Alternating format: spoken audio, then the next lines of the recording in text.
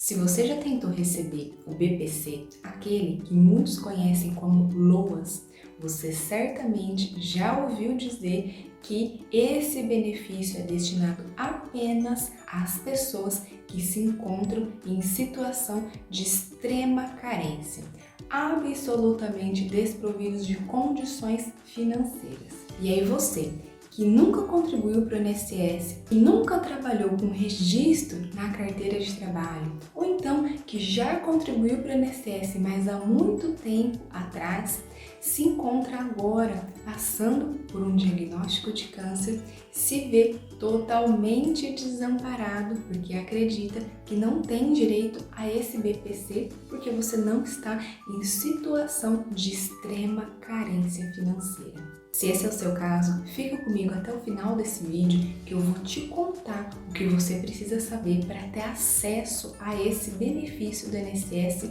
mesmo sem ter contribuído para o INSS e mesmo que os atendentes do CRAS tenham dito que você não tem direito. Eu vou te contar que talvez você tenha.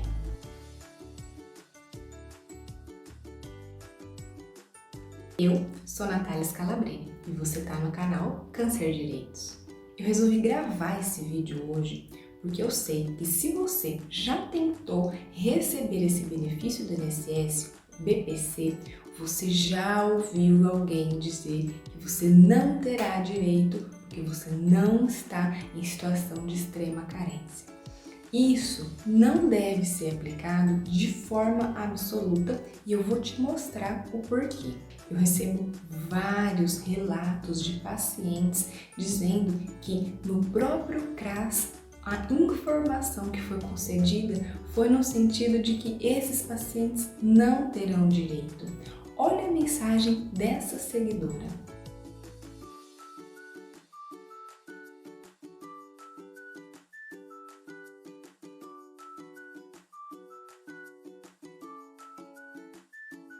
Por que isso acontece? Primeiro, é importante a gente entender que todos os benefícios previstos em lei, eles têm requisitos e características, porque senão todo mundo teria acesso a todos os benefícios. O BPC, que é o que a gente está tratando aqui nesse vídeo, ele também tem alguns requisitos. Um desses requisitos é que ele seja pago a idosos de 65 anos ou mais, ou seja pago para portadores de deficiência. E aqui, no caso desse benefício em específico, é importante entender que sim, o câncer ele é considerado como um fator que causa a deficiência.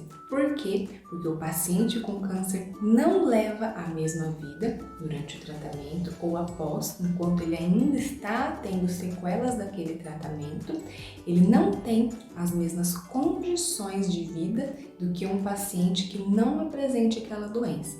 Portanto, se você não consegue fazer as mesmas atribuições e você está tendo uma limitação no convívio social, sim, ela é considerada uma deficiência para o caso deste benefício em especial. Além de entender para quem pode ser pago o benefício, a gente tem que ir para um outro requisito, que é o fato de não conseguir manter a própria subsistência por condições financeiras. Aqui é onde encontram-se os maiores problemas na aplicação deste BPC.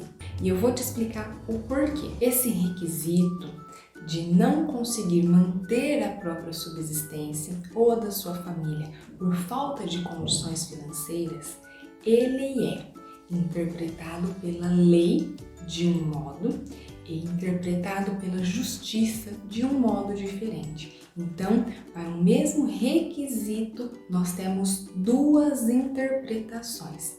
Uma prevista na lei e que, sim, é aplicada pelo INSS e pelo CRAS, por isso que você ouve tantas negativas em relação a esse benefício, e outra interpretação é aplicada pela Justiça. Tudo em relação ao mesmo requisito do mesmo benefício que é o BPC. Veja bem, a lei entende que é incapaz de manter a própria subsistência, sua ou da sua família, aquele que tenha renda familiar per capita mensal correspondente a 1/4 do salário mínimo.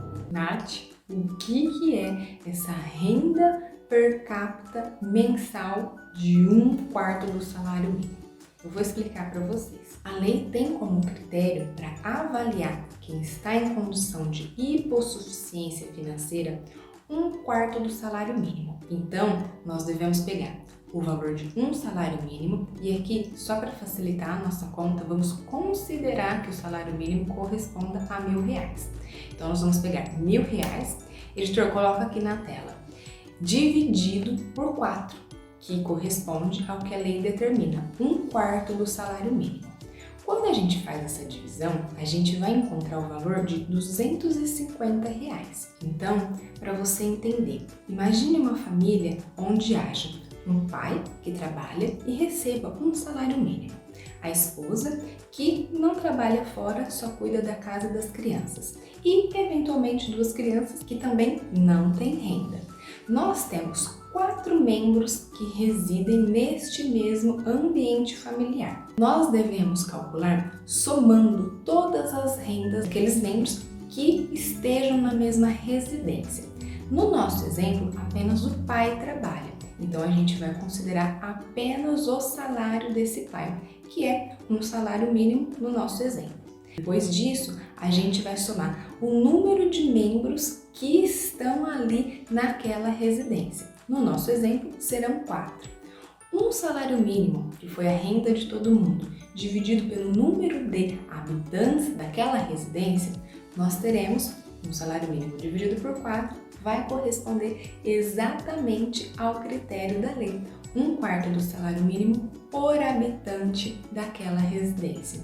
Isso é o que a lei determina de 1/4 do salário mínimo da renda per capita. Per capita é por pessoa. Nesse exemplo, essa família ela atingiu esse requisito exigido pela lei, mas nós podemos ter outras situações em que esse salário supere o valor desse critério da lei.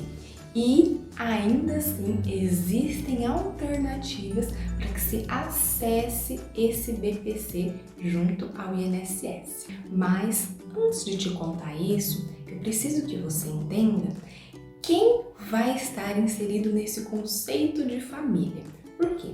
Quanto mais pessoas estiver nesse conceito de família, maior vai ser o número de habitantes para se dividir a renda familiar, que é a soma do salário de todos aqueles que residam no mesmo local, dividido pelo número de membros da família. Mas antes de te contar isso, eu preciso que você entenda o que é considerado família nos critérios da lei para que haja a divisão per capita.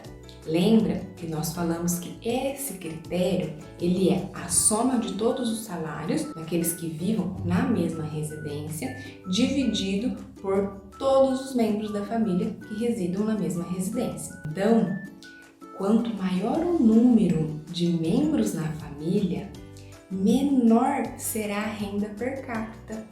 E isso é um fator positivo, porque quanto menor a renda per capita, mais próximo de alcançar o benefício do BPC. Mas a gente não pode incluir toda a nossa família nesse critério para realizar esse cálculo. Pega papel e caneta para você anotar essa informação.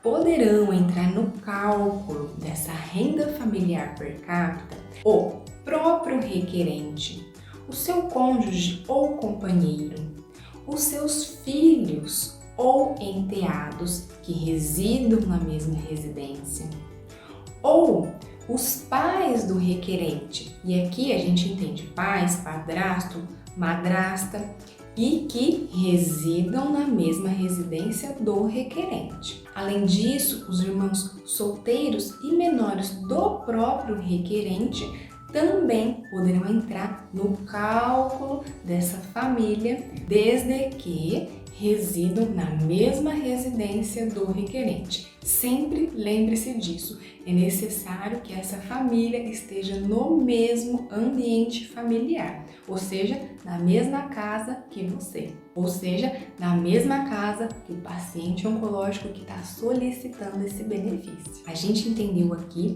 tudo o que a lei determina a respeito do BPC, mas eu acredito que você concorde comigo que esse critério de 1/4 do salário mínimo, ou seja, aproximadamente R$ 250 por membro da família, é um valor muito pequeno, de extrema miserabilidade financeira. Esse critério acaba excluindo outras pessoas que também estejam em condição de hipossuficiência financeira, ainda que temporária, mas que não tenham condições de arcar com a própria subsistência sua ou da sua família por ausência de condições financeiras.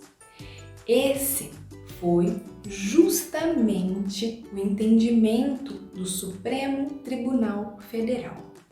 O STF, pessoal, é o nosso órgão máximo dentro da justiça, porque esse é um critério extremamente defasado para revelar quem está em condição de miserabilidade financeira ou não. Eu quero escancarar para você que esse requisito de 1/4 do salário mínimo ele não é absoluto.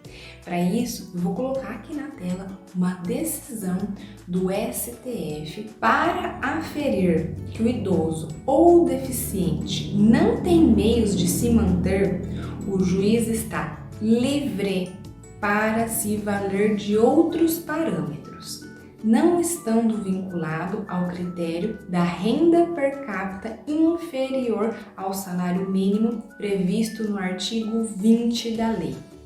Eu te mostrei que aquele requisito de 1/4 do salário mínimo ele não precisa ser aplicado, mas se você ainda não está convencido, eu vou te mostrar como um outro tribunal da nossa justiça brasileira tem se posicionado em relação a esse critério de 1/4 do salário mínimo.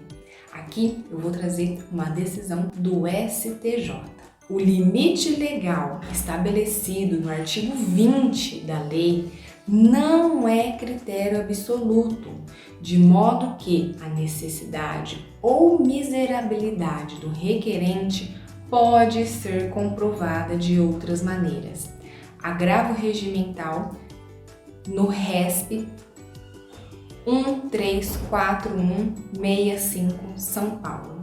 Veja, pessoal, que o STJ também é pacífico no sentido de que aquele critério de 1/4 do salário mínimo, ele não é o único meio para se demonstrar que aquele requerente precisa daquele auxílio financeiro. Quando nós temos os tribunais superiores dentro da nossa hierarquia no direito, entendendo e determinando que aquele critério de 1/4 ele não é o único demonstrativo da necessidade do benefício, porque o pessoal no CRAS e o pessoal no INSS ainda nega o BPC. Isso porque, pessoal, a lei traz aquele critério de 1/4 do salário mínimo. A lei ainda está vigente, ela existe e tem lá aquele dispositivo contemplando esse bendito requisito de 1/4 do salário mínimo.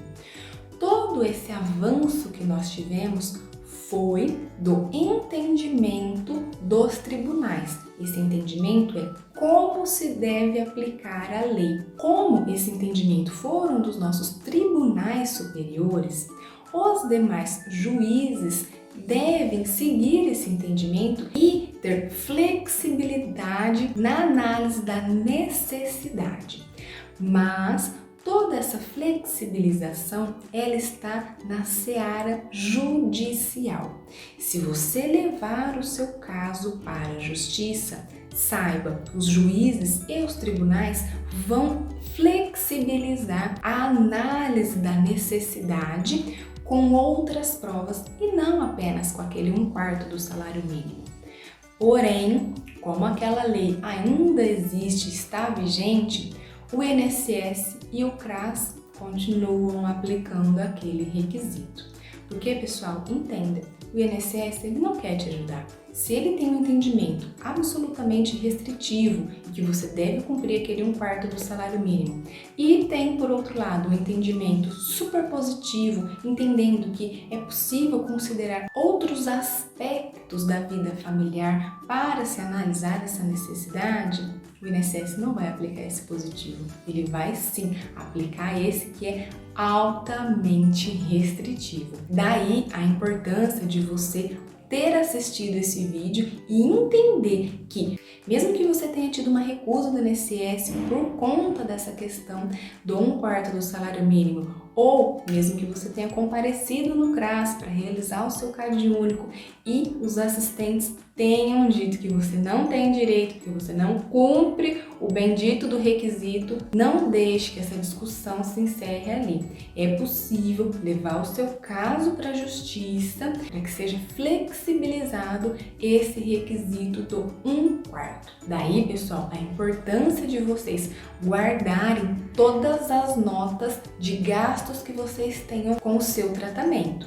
Porque isso vai ser considerado na hora de flexibilizar esse requisito de 1/4. Você deverá demonstrar que existem gastos corriqueiros e habituais e que estão reduzindo as suas condições financeiras e por isso você precisa sim desse auxílio do BPC do INSS.